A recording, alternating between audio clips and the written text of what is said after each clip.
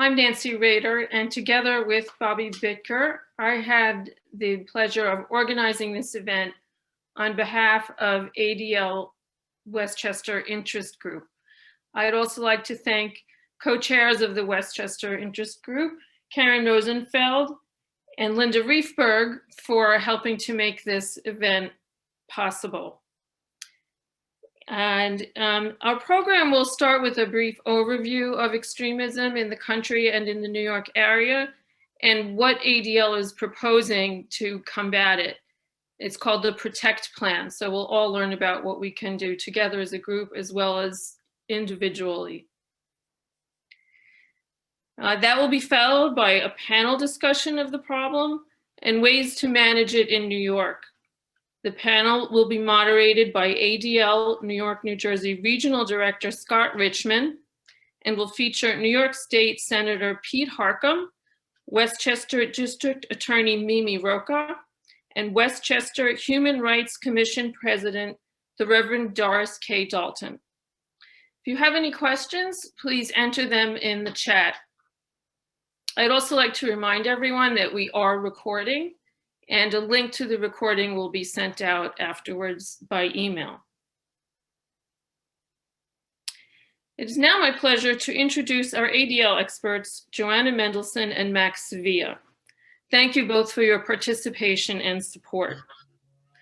Joanna serves as the Associate Director of ADL's Center on Extremism and is responsible for combating white supremacists, anti-government militia groups, terrorism, and all forms of hate in the real world and online. Max serves as ADL's Vice President of Government Relations, Advocacy, and Community Engagement. In this role, Max leads ADL's federal relations, including engagement on Capitol Hill and with the executive branch. He also oversees the agency's state and local advocacy, as well as its intergroup and interfaith efforts, working with various advocacy organizations and interest groups to build stronger relations. Please join me in welcoming Joanna and Max. Thank you so much. Pleasure to be here this evening. Can everyone see the screen okay on the panel? Okay, hopefully it's good. So it's a pleasure to be here. Thank you so much for spending the time to focus on this very important issue. What I'm going to do briefly with you is take you through a little bit of what happened in January 6th, what built up to that, and what we're doing on the ADL side in order to address extremism in our backyard. So for those of you not familiar, I'm part of the Center on Extremism, a mighty team of experts that are dedicated to tracking and monitoring extremist group activity as it manifests both online as well as in the real world. Our goal is to help disrupt extremist group activity. So whether or not we're testifying on Capitol Hill or whether or not we're training law enforcement, the largest non-governmental organization in the country, to train law enforcement, these are the types of efforts that we do in order to get involved and to address this type of hate. So let's just take a look at what built up into 2020. In 2020, there was a lot of flashpoints in terms of extremist activity that we saw take place on the ground. If we look at January 20th, individuals gathered in the name of 2A, Second Amendment rights, to advocate for the protection and maintenance and access to their weapons and their guns. But what we saw is similar kind of a blueprint of what manifested almost a year ago after that event, where the calls for violence, calls against elected officials, as well as extremist presence was alive and well. Flash forward throughout the country, we saw reopened protests where there were widespread protests against whether or not it was lockdown or whether or not it was against specifically Democratic governors and their restrictions within each state. And here we saw militia presence and extremist group presence. Flash forward, we saw extremists like Boogaloo groups, these anti-government extremist groups that directed their ire and their anger against law enforcement officials, and plots were hatched in Las Vegas. And unfortunately in California, we saw a plot that ultimately allegedly resulted in the death of law enforcement officers. We had in the same time period a 17-year-old who essentially drank the Kool-Aid and who believed that one should arm themselves to augment law enforcement efforts, to come prepared with a weapon, cross state lines, ultimately resulting in the murder of 2 individuals at this protest, thinking that he was helping to provide additional support, safety, and security. And then we had examples of governors who kidnapping plots, as in the case of Governor Whitmer in Michigan, where this plot, had it manifested, included horrific examples of potential decapitation of elected officials, kidnapping Whitmer as a result of, again, COVID restrictions. And so each of these elements were hotspots and moments in time in which right-wing extremists were fueled, were animated, and took action to act in the real world. And then let's just take a look at what we saw in terms of capitals across the country. We saw state houses such as Michigan and Boise, as well as Salem, Oregon, become targets of that anger, of that ire of right-wing extremists who forced their way, oftentimes coming into clashes with law enforcement. So the stage was set. It wasn't one of these purely spontaneous eruptions of violence. Unfortunately, we saw evidence very clearly that throughout the year, each of these types of tactics, motivations, recruiting, and actions were manifested throughout the entire year. And so the insurrection occurred not in a silo, not in a vacuum, but in the backdrop of this larger kind of pent-up anger, where we saw kind of motivating extremists was this notion that something was taken, that the elections were stolen. And so in terms of what we've, that ultimately led to state officials being evacuated, this was an act of domestic terrorism on the symbol of our country, the state capitol, which led to not only this protest and force entry into the Capitol, but it resulted in the death of 5 individuals, in addition to wounding of countless law enforcement officers.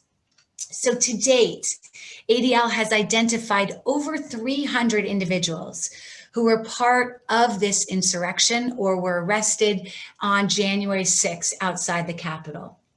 In fact, 355 people are part of our inventory outside the Capitol. 275 were part of that breach. Let's say 397.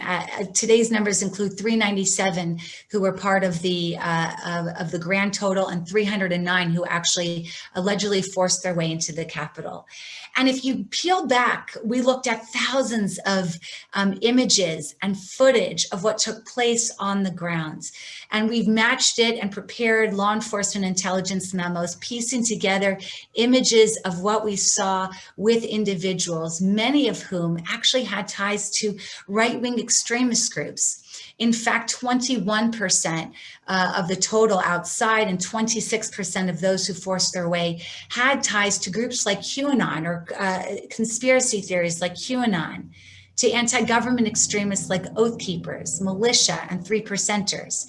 Proud Boys make up an overwhelming majority of the right-wing extremists, totaling to date of 30 individuals. So their clear role in the Capitol and helping to organize is something that is definitely playing out, and the role of white supremacists involved in the insurrection. So this right-wing extremist ideology was not just a theoretical belief system, but something that was translated into real-world action, where people were motivated by these belief systems, whether or not it was fully ingrained in conspiracy or anti-government or white supremacy. And so we have to take a look at the role of conspiracies and disinformation.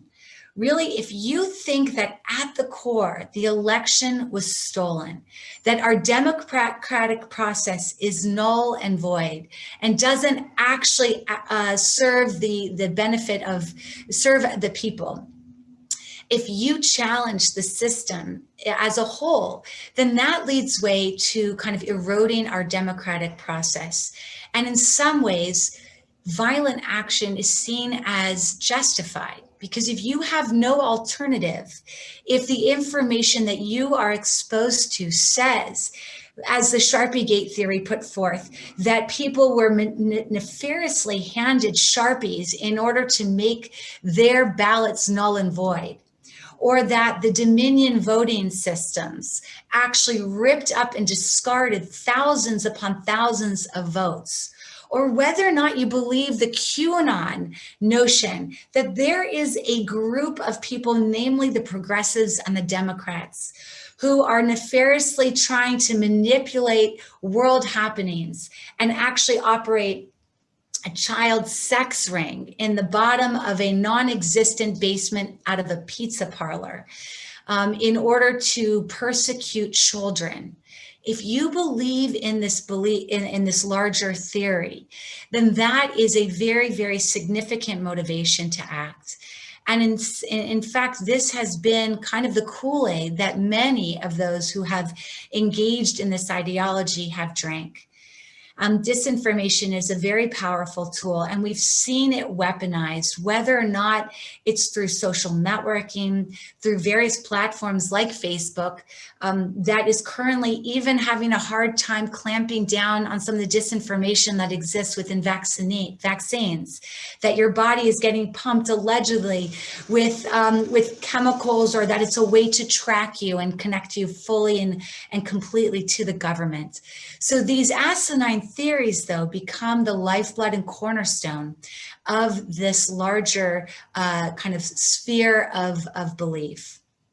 And so all of this contributes to the sense of grievance, the sense of loss, that no longer does your voice count, no longer does your vote count. We're seeing slogans like bullets over ballots, because no longer is it perceived in this fringe population that the system will actually serve your needs, and violence is called. And what's notable in all of this is that although it's echoed by the fringe, although we're seeing it from the likes of Alex Jones, conspiracy theorists that are pushing out the most crazy beliefs, that have these loudspeakers, these kind of virtual megaphones to communicate these belief systems and create this false narrative. They still have power. They still have legs. And so we're seeing this exist today, the feeling, the swirling disinformation that there is this sense of loss, that something rightfully was taken away. And again, that animates this new population. And so what are we concerned about at the ADL currently? We are concerned about that larger sense of grievance, the larger sense from this new crop of extremists. For a long time, we have tracked, especially in terms of the numbers that we've been concerned about from right-wing extremism. Their violence year after year in the last decade has ranked #1 in terms of murder statistics. Right-wing extremists are responsible for 94% of all domestic extremist-related murders in the country. And that total kind of plays out over the last decade as well. But what we're concerned about is this new breed of extremists, those who perhaps were not part of these fringe beliefs, who are not part of that kind of card-carrying member of a white supremacist group, a Klan group, a Boogaloo group, or a militia. But yet they resonate, the themes that are resonating with the fringe are resonating with them. And now, as we've seen the kind of the role of deplatforming, the way that we're trying to kind of push, make our platforms more responsible, it does serve some benefit in terms of decentralizing the voice. but it simultaneously is helping to push some of these fringe voices into further echo chambers. And this for us represents the problem that lies ahead. And so I'll turn it over to my colleague to kind of give an idea of what we're doing and what kind of legislative tools that we have in order to address this fully. So Max. Thanks, Joanna. Thanks for the presentation. I'm going to share my screen. And here we go. So Joanna has taken us to January 6th and a little bit past that to sort of where we are now and what our concerns are for the future. I'd like to start sort of where she started around election time when she showed the timeline. So ADL and the government relations team played a really important role around the 2020 elections. The way we saw it, there were lots of our partner organizations in the civil rights community that had prepared, had staffed up, had done fundraising and had funding in order to protect the integrity of the election. But where we were a few months before the election, say around September, is that there was an additional threat to the 2020 elections, and that was the threat of violence from domestic extremists.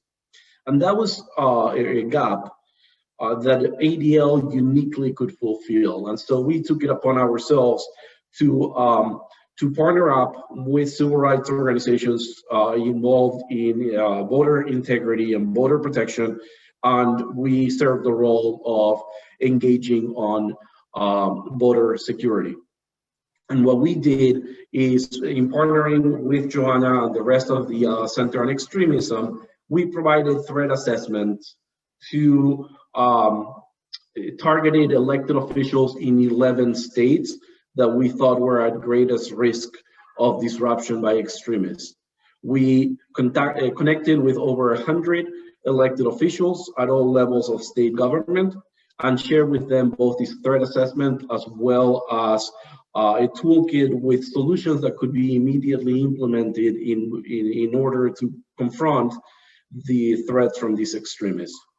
And that work took us to the election. And while Joanna shared a number of incidents, the worst of the predictions that ADL was making happened on January 6th, which we say was the most predictable surprise of election violence that we've seen through this period.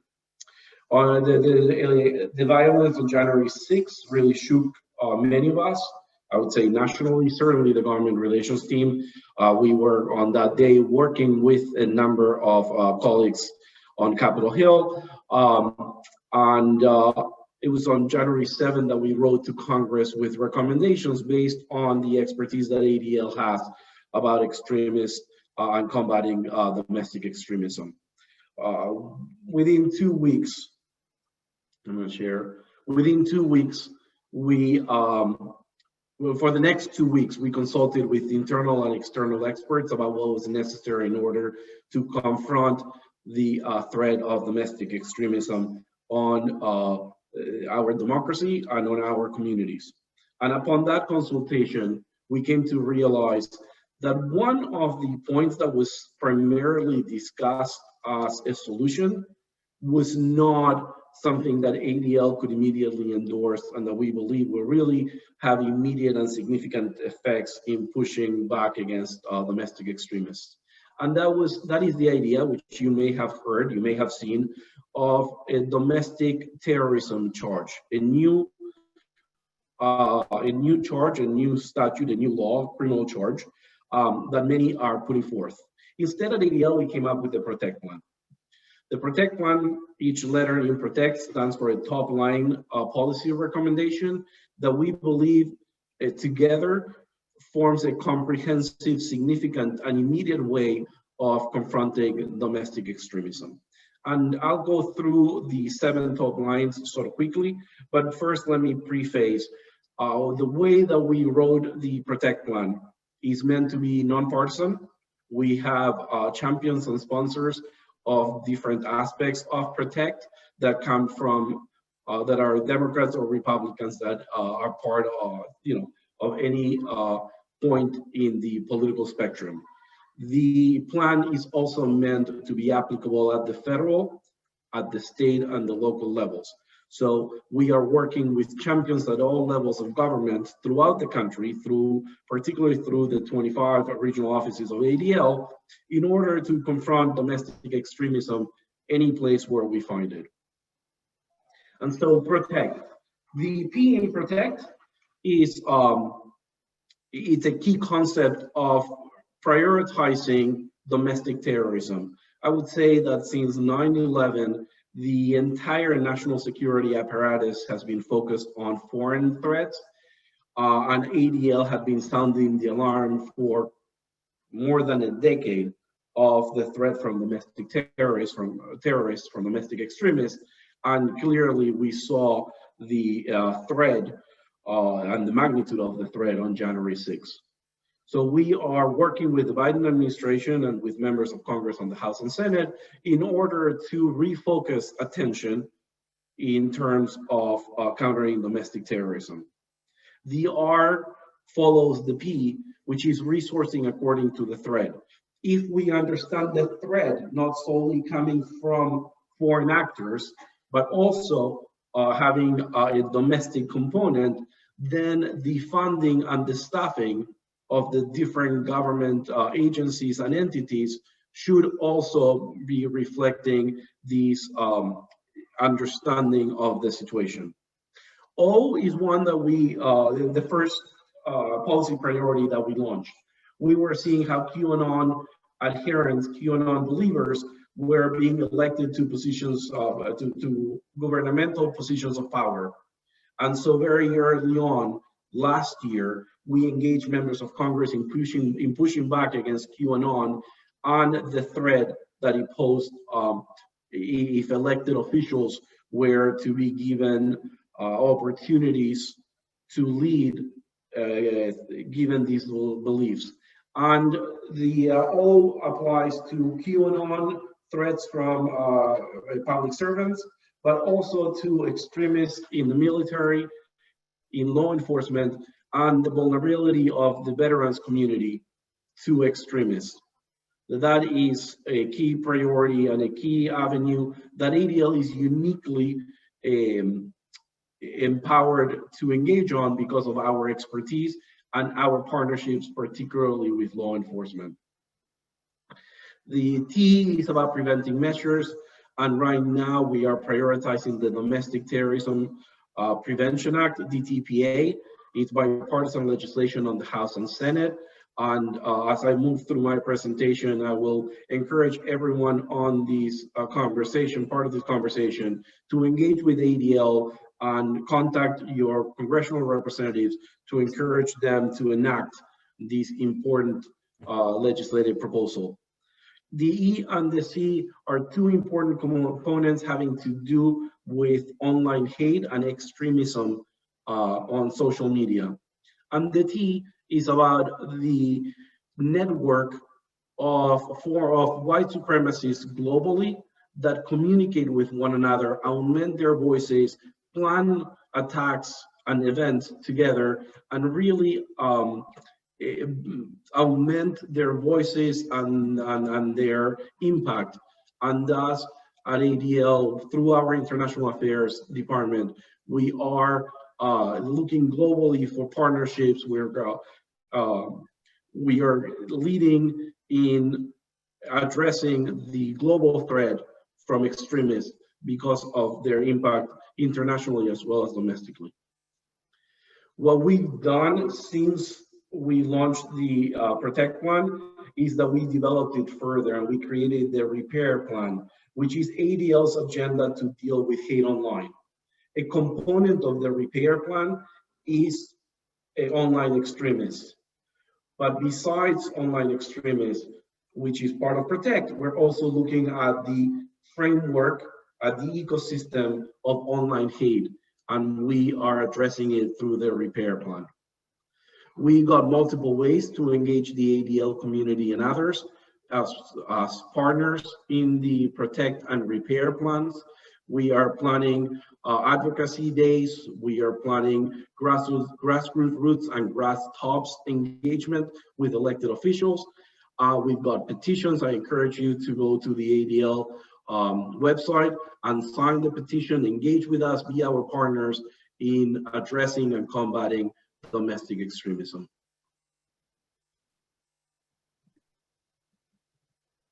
Thank you, Max and Joanna, for your presentation on ADL's work on countering extremism with the PROTECT Plan.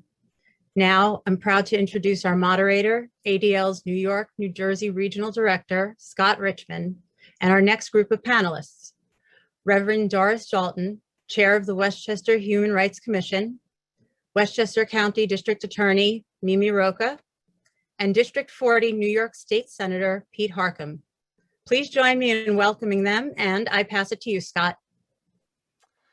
Thank you so much, Bobby, for that introduction. I'm really honored to moderate this panel, which is meant to localize the conversation. My colleagues, Joe and Max, laid out a national problem and a national solution to the issue of extremism, but it's my hope that the panelists will explain what they're seeing at the state and local level and the ways that we can combat this. So I'm going to start with Senator Harckham. Senator, there's clearly a problem with extremists in this country, and I know that you sit on the committee of the New York Senate that focuses on Homeland Security. Maybe tell us a bit about what you're hearing about extremists in New York State.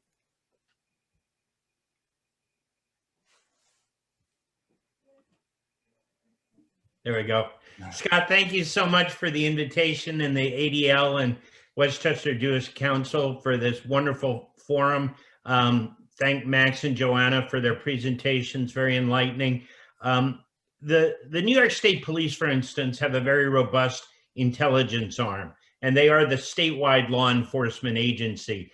And they often get involved in issues of hate. And I'm sure Mimi can talk about the law enforcement aspect, the District Attorney Rocah, better than I. But there are a number of things that we can do at the legislative level as well, in terms of education, legislation, denunciation, and then always prosecution.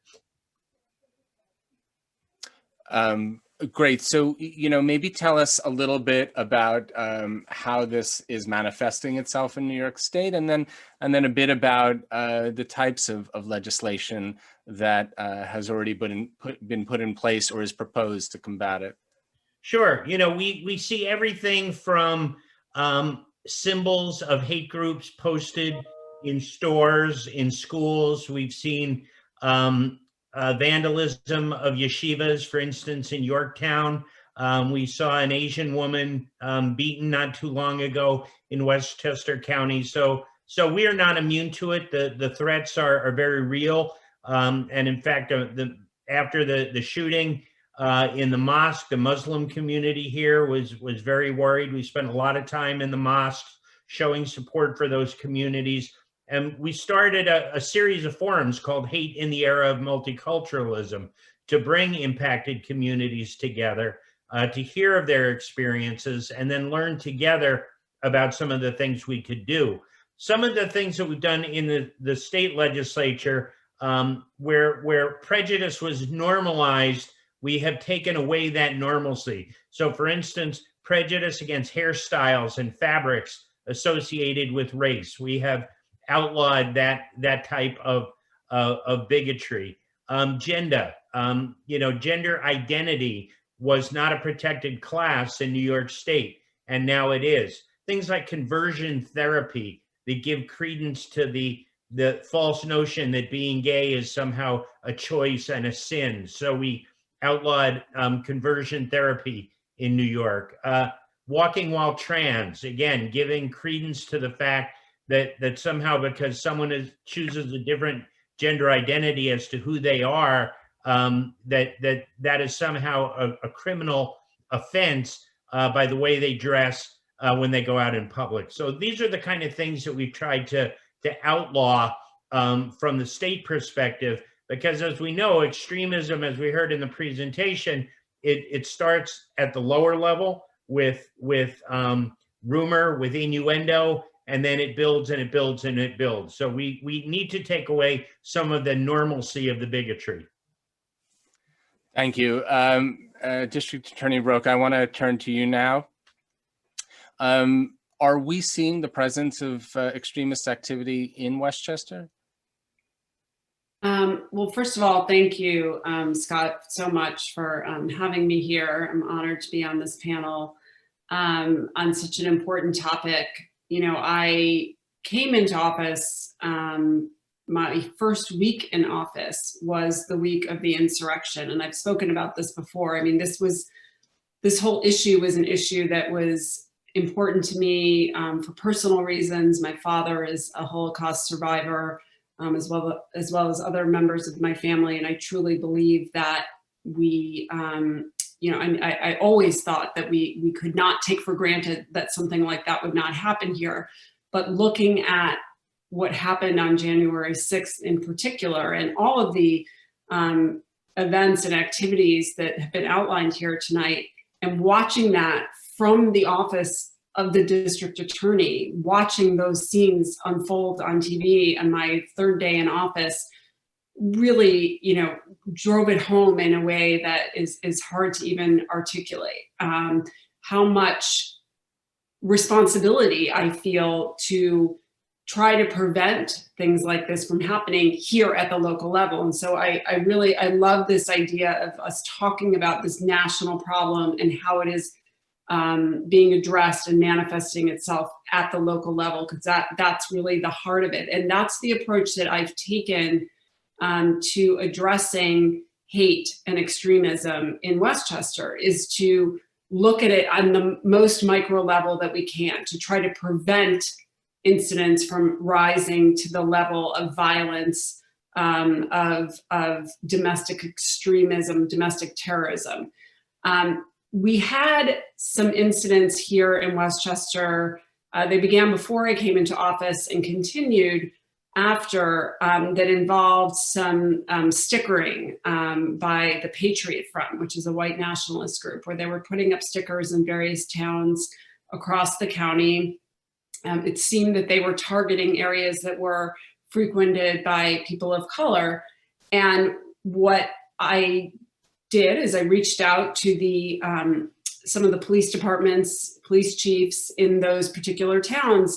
And I said, you know, we have some videotape of some of the people doing this, but more importantly, let's put out a joint statement telling our communities that we're looking at this, that we're taking it seriously. Because one of the things I've heard so much from our communities is that they don't think that we take something seriously in law enforcement when it doesn't rise to the level of a violent crime. And I was very proud, and this was soon after January 6th, that our police departments, that we came together as a law enforcement community to condemn it, because I think it, particularly after January 6th, was so important for people to see law enforcement as a unified front, to see the different parts of their government working together, to see the Human Rights Commission, the county executive, our legislative branch, and law enforcement working together. So I don't have easy answers for it. And, you know, I think the short answer to your question is, of course, we're seeing bias incidents here in Westchester. I mean, we're not immune to that, as Senator Harckham pointed out. But fortunately, we have not seen the degree of violence here yet. And I'm hoping that that's what we can prevent. So let me just follow up quickly and ask you about hate crimes, our hate crimes laws, which really is the main tool, I think, in your arsenal in terms of combating this. How does that work? And I know there's been a bit of controversy about that lately. So look, the hate crime laws here in New York are pretty basic, in the sense that what we do is they take certain conduct and say, if you commit X crime, like assault, but you do it with the specific intent driven by hate or bias, racism, you know, any kind of bias, then you you could receive an enhanced penalty. So there aren't separate hate crime statutes, which is and can be different from other states and even federal law, but there are enhanced penalties. And I think that the laws are important. And in fact, I've convened, and we have many different approaches that we're taking in our office that I can talk about. I don't want to go on for too long. One of them is that I've convened a group within the office to look at suggestions, proposals, recommendations that we could make from the law enforcement point of view to the legislature of areas where I think there are gaps in our laws. But I want to emphasize, and I'm saying this as a prosecutor, a longtime prosecutor, and as the district attorney, in many ways, I don't think, of course, if there are crimes that happen that are motivated by hate, I do believe those should be punished differently and more severely, because we need to get at the harm that that does to a community, the fear that it instills in an entire community, not just the victim of the crime. But I think that there are many things that we in law enforcement can do proactively, short of before the actual prosecutions, in terms of intelligence gathering, information gathering, interventions, showing unified fronts that I was speaking about, to show our communities, to let the perpetrators know that we are watching, that we are paying attention, that we are taking these seriously, coordination amongst all levels of law enforcement. So the laws are important and the prosecutions are important, but that's just one part of it. So I want to make sure we keep an eye on the bigger picture. Yeah, I mean, I think that the controversy comes more from the idea of showing intent. It's not always easy to show intent, and it may seem obvious to people that they've targeted a certain class, a certain group, but in the eyes of the law, it may not be so obvious. So it's not as straightforward as it sounds, which is difficult. And I think that we're seeing this with Atlanta, with the shootings there. You know, people are calling that a hate crime, but you know that has to be proven. So not well, so and if I mean, since you brought up Atlanta, I'll just say, because I was quite upset at the reaction to Atlanta, because it also, I think people think it has to be one or the other. It's either a crime against Asian people or a crime against women. And so much of this is intersectional. It to me, you know, what I see signs of is a crime that crossed boundaries. It was against Asian women who were, you know, fantasized in a certain way. And the fact that law enforcement was parroting some of what a suspect said was particularly, I thought, upsetting in the wake of that. Yeah. Reverend Dalton, I want to turn to you and also to say it's great to work with you again. In this conversation, you represent civil society. And when we talk about extremists and ways to control extremism, in my view, much as we need legislation and as our guardrails and the law for our guardrails, there's really no more effective tool to combat hate, really in any form, including extremism, than civil society mobilizing. And I'd love to get your view on the role that civil society plays in containing extremism and pushing it to the margins. I'd love to speak on that. And first of all, just wanted to echo what Mimi and Senator Harckham said. Thank you for having me. It's so great to see all of you and to be with a group of people who care about what happens in our community and care what happens to our neighbors. So I love this conversation so far. Because as a chair of the Human Rights Commission for Westchester County, I care very deeply about how hate and the presence of hate, how that conversation around it affects the way we see each other and the way we treat each other, and what it means to have a community where we can feel that everyone who is here feels respected, feels valued, and also feels safe to be able to enjoy their life here in Westchester County, whether they're working or playing or living or whatever that is, right? And that is our role. That is our role, to make sure that wherever we live, that's also a safe place for us to be in community with one another. When I think about the things that we can do There are numerous examples that are rolling through my head. The first thing I would say is that we should not assume that Westchester County is immune to the presence of extremism and persons who would want to miseducate our neighbors about who belongs, who is part of our community, and who isn't, right? That's why the stickering happens. That's why flags are unfurled across highway bridges. That's why flyers are staple gunned to light poles in the middle of the town square. That's why those things happen. It's miseducation. And one of the things I had to tell a community a couple of years ago, and this is pre-pandemic, of course, when I was gathering with them, but one of the things I had to tell them was like, listen, if you see flyers on your cars in the grocery store, in the grocery market, it's not like a passing incident. It's not somebody who just came through and decided that this was a good place for me to stop and put a flyer up, or this was like, I should just put a sticker here and it's not by accident that's facing the middle school, right? Those things are on purpose. And if those things are happening, then it's indication that there are people who are campaigning, advocating, and trying to spread this kind of disinformation. What can we do? What can we do? The first one is don't assume or pretend that it's not here. It is here, unfortunately. As the chair of the Human Rights Commission, I get a phone call from the executive director whenever there is an incident that's being tracked or watched. And I get a lot of phone calls, unfortunately. I get a lot of phone calls and reports that, hey, this thing happened, this other thing happened, we're keeping our eye on this. It's unfortunate, but it's here. Another thing I would say is also do some learning, do some reading. The ADL has a wonderful website with a lot of information about the things that we need to see, what symbols mean, things like that.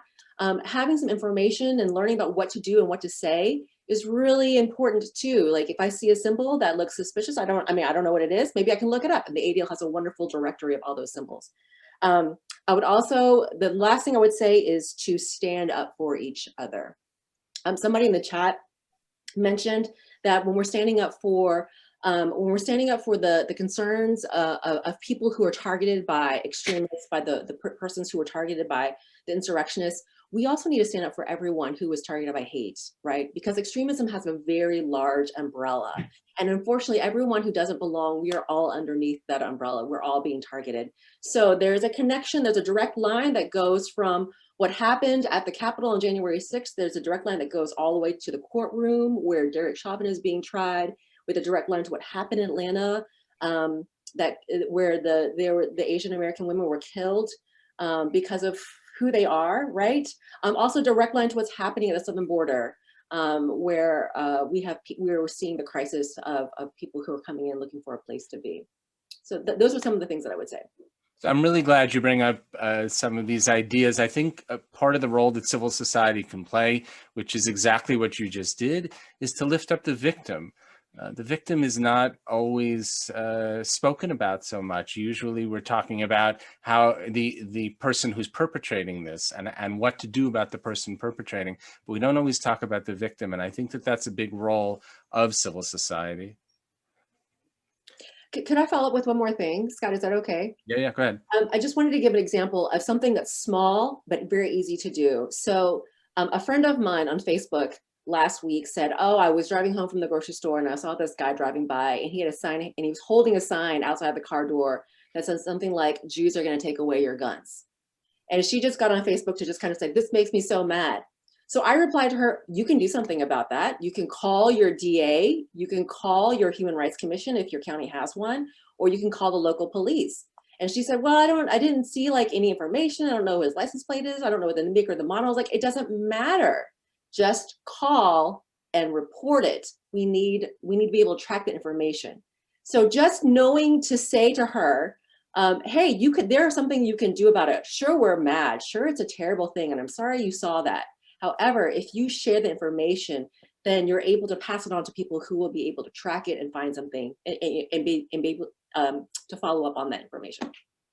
That's great. And I'm going to turn to the district attorney in a moment to ask about that, because I know you've spoken a lot about reporting incidents. But before I do that, I want to ask Senator Harckham to talk a little bit more about legislation in the state, because I know that New York State has updated its Domestic Terrorism Act to include hate. And I'm wondering how that's changed things, and perhaps even a bit about cyber hate, which is really new for states to be legislating around. We are looking a lot at the cyber issue because there is the conflict of whether federal regulation usurps state regulation.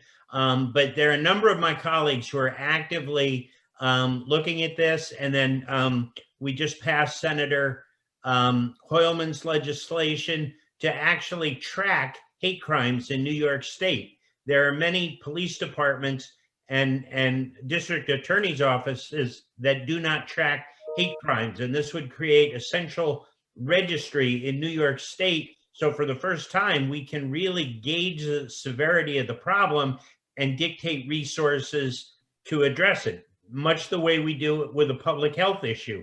Where is the asthma happening? Where's the childhood asthma? Let's get those rates, and then we can understand the problem and we can put resources toward it. So I think Senator Hoylman's bill, it's a simple bill, but I think it's a very, very important bill in terms of tracking the magnitude of the problem in New York State for the first time. And obviously, part of tracking this is the issue of reporting. So I will turn back to you, District Attorney Rocah. And also, it's not just a matter of reporting hate crimes. It's also a matter of reporting hate incidents. Mm-hmm. And I know that that you've been very outspoken about that. Yeah, so this is something we've really focused on in coordination with the Human Rights Commission, with the county executive. We launched a Speak Up Westchester campaign, a social media campaign, to get people to, it's sort of the equivalent of, if you see something, say something. And, I agree a lot with Reverend Dalton that, I hear about incidents that, you sort of look at and are tracking. I hear about them on a weekly basis, and you want to think that your neighbors are looking out for your neighbors. And if they see something small, they're going to report it. And so in that interest, we launched a hotline in the DA's office, 914-995-TIPS. It's not just for hate and bias incidents. It's also for public corruption, worker safety issues. But a big part of it was to give people another avenue to report things like the stickering, like the Facebook posts, things that people might think, well, I don't know, is this a crime? Should I call the police? Should I not? I mean, obviously, if there's emergencies, people should call the police. If they should call 911. But there are things that happen that people want to relay to someone in law enforcement, relay to an authority. And look, it may not end up being significant or helpful, but we are the ones in law enforcement, we are the ones in government who should have the big picture and be able to take those pieces and put them together if there is a bigger picture there. So those kinds of tips, those kinds of information can be helpful. And it's multilingual, our hotline, and it is monitored. I know this because I see the actual messages myself personally that our trained ADAs and investigators get and then send. So that's one part of it. And then working with our law enforcement partners, the county police, we here in Westchester have over 40 different police departments. So we have to work on making sure that we are collecting, as you said, not just hate crimes, but the bias incidents, because those are what can be signals of things to come, and together they can add up to patterns. So we also are using the Westchester Intelligence Center, which is run in the district attorney's office, and the county police real-time crime center. and as ways to try to, I mean, I am a data hound. I love data and information, and so I love the bill that Senator Harckham was talking about. We're trying to do that on our own at the county level, and we're just really at the beginning of it. But we're trying to map the incidents through these different data centers and analyze them, see patterns, and all sorts of other tools that we can use through the Real-Time Crime Center and the Westchester Intelligence Center to try to get the bigger picture. So actually, just on those points, I will add ADL's resources. So ADL, you can report incidents to us, adl.org/report incident. And just like you were saying, there are many incidents that people are not sure what to do. Maybe it doesn't rise to the level of a crime. Maybe it's social media. Maybe it's social media where a person is harassing somebody else or using language that's very, very inappropriate. They don't know what to do. So we play that intermediary role. And also, and this of course goes for all of New York State and really the whole country, ADL has a heat map. If you go to just Google ADL heat map, you're going to see a real-time interactive map where you could see all the incidents that ADL is following and what types of incidents they are. So if they're white supremacist incidents, you can see what we followed in Buffalo or Rochester or Albany or Westchester or whatever it is and when those took place. So that's a resource that's out there, or wherever, Washington State or Texas or wherever you're looking at. By the way, Senator Harckham, is there any kind of legislation at the state level mandating the reporting of incidents? We're talking a lot about the importance of state agencies reporting incidents, but I'm just curious, or maybe that's something that is the Hoyland Bill that I had referenced. Okay. So we have passed that out of the Senate. I don't believe it's passed in the Assembly yet. But we just passed that within a couple of weeks. Okay. And Reverend Dalton, I want to turn to you about a different sort of issue. And again, I spoke before about keeping that civil society has this role of keeping extremism in check. But I want to ask about a different aspect of that, and that's polarization. We live increasingly in polarized times when it's so easy to demonize the other side, no matter what the merits of their position, and to heap praise on your side, no matter what the merits of your position. That's part of what allows extremists to move into the mainstream. And perhaps in the past few years, that's how they've done it. And I'm wondering if you could reflect a little bit on the idea of polarization and the role that civil society can play in reducing that phenomenon. Yeah, that's a really big question, Scott. But let's take a stab at it. I was just looking at Eli Saslow's book today, Rising Out of Hatred. I don't know if anyone of you have heard of that book and the story about this young man who was basically being raised to become the heir apparent of a huge white supremacist group storefront in the United States, and how he, through exposure, through friendships, through like an unexpected friendship with an Orthodox Jew, he began to discover, oh, these people I've been hating for a really long time, I didn't know them, and now I care about them. And he has completely turned around, so that recently not recently, probably about 2 years ago, when I was at the Temple Israel, I believe I was at Temple Israel Center. I heard him speak, and he said, I've become an anti-racist. And I'm here speaking because I'm trying to undo some of the harm that I've done. Polarization becomes more and more entrenched when we do not know how to build relationships with one another. The problem with polarization is that we move from disagreeing with each other, to saying you're wrong in this issue, to you are wrong, period. Like there is wrongness about you. And that creates a way for us to dehumanize each other, which makes it easier to hate each other if we don't see each other as human and we don't see each other as humanity. Relationship building is the most powerful way to create a new story and a new narrative that replaces the old narrative that we had, where we're able to dehumanize each other. It's like a rehumanization of one another. It takes time, so it's not easy, right? It's not a quick fix either. And you have to want to, and that means you have to also be able to say, I compassionately and with empathy see the humanity in you, and let's have a conversation. Not necessarily that I need to come to your side, right? Like I need to agree with you on these things that you think or believe, but we do need to be able to have these conversations. I want you to hear what I'm saying, and I want you to know that I care about you as a person, even though I don't have to agree with everything that you're saying. And that's a really hard thing to do. And I feel like as a society that we've lost that ability to have those conversations because we've been in a polarized position for so long. It's time for us to reclaim that ability. And really, I think civil society plays a unique role in being able to do that, to bring these groups together and to really bring the temperature down.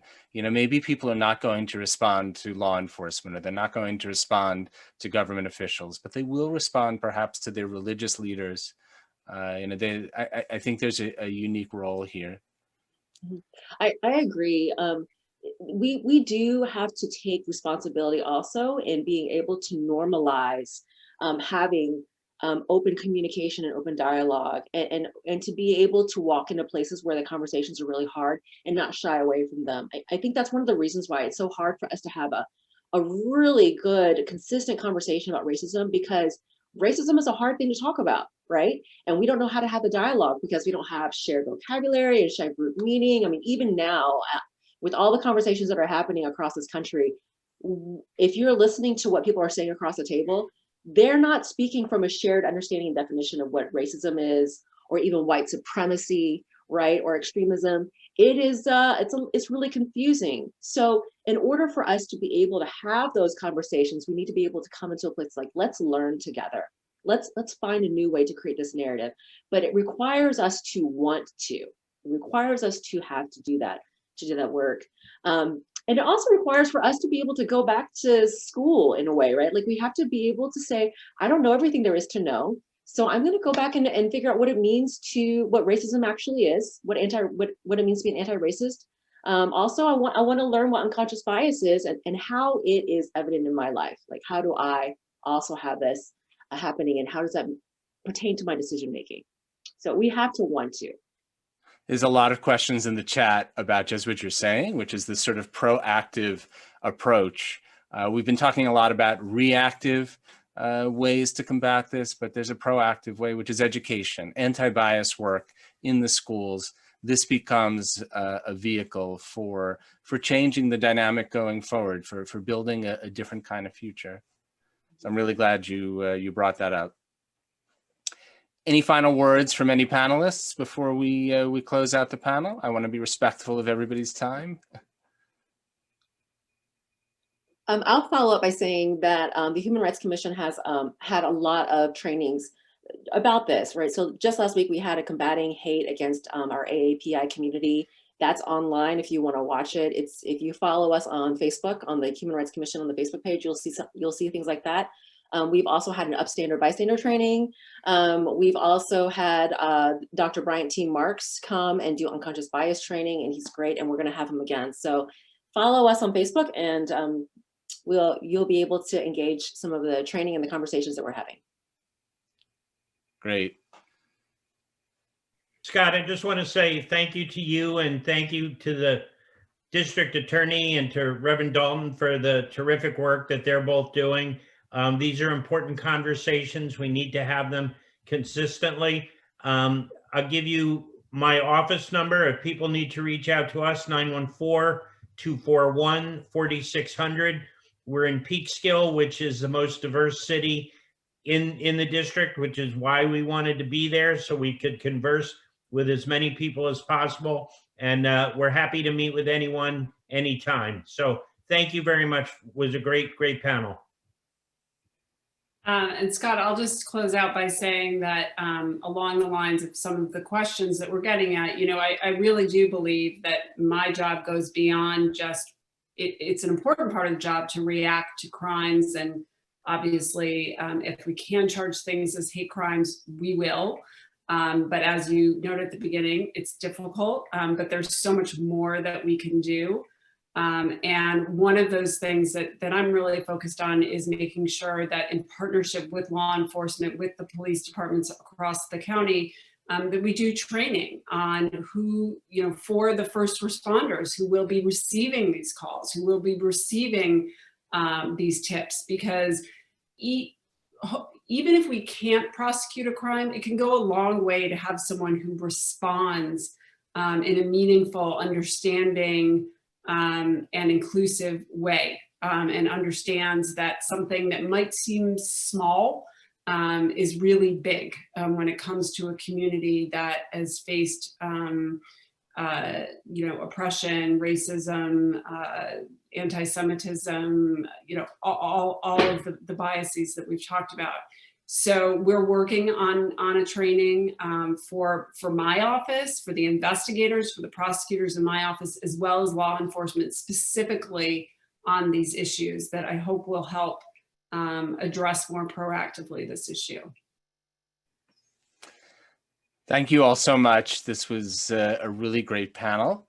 And now I'm going to turn it over to Bobby to take us out.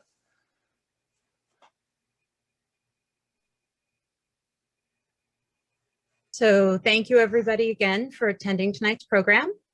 If you're interested in being further involved in the ADL's work, we encourage you to join the Westchester Interest Group by contacting Jennifer Wang via email, and that's going to be shared in the chat.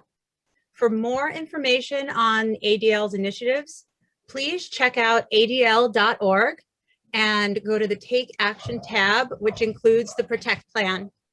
We encourage you to amplify ADL's message on social media as a way to be active on issues mentioned tonight. Soon, we're going to follow up with an email with resources and content that was shared today. On behalf of my co-chair, Nancy Rader, and the Westchester Interest Group, I want to extend our sincere gratitude to all of tonight's panelists. We greatly appreciate your time, your insights, and your support. Thank you again for joining and for helping ADL fight hate for good. Good night.